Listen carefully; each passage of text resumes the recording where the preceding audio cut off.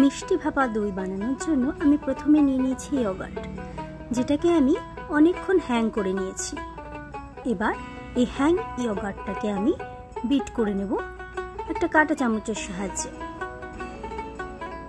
খুব ভালো করে বিট করতে হবে, যেন কোনো রকম লাম্পস না থাকে সেই চেষ্টাই করব। এর সঙ্গে আমি কনডেন্স মিল্ক মিশিয়েছি।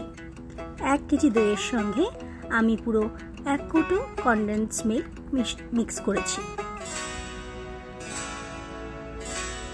এবং এই মিক্সিংটাও খুব ভালোভাবেই করতে হবে।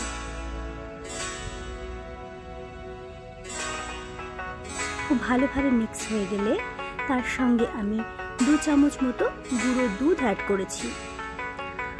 যদি দইটাকে বেশিক্ষণ হ্যাং করা থাকে তাহলে খুব কম গুঁড়ো দুধই মিক্স করা ভালো। এটাকে খুব ভালোভাবে বিট করতে হবে যাতে কোনো রকম লাম্পস না থাকে।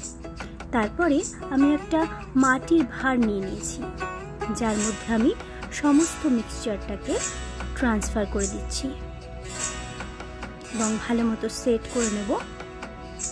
এরপর আমি এটাকে মাইক্রো ওভেনে ঢুকিয়ে 4 মিনিটের জন্য কুক করে নিচ্ছি। তারপরে রেফ্রিজারেটরে এটাকে যতটা সম্ভব রেখে দেব।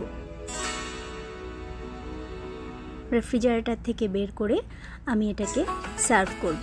এখন দেখা যাক কেমন টেস্ট হলো। খুব টেস্টি।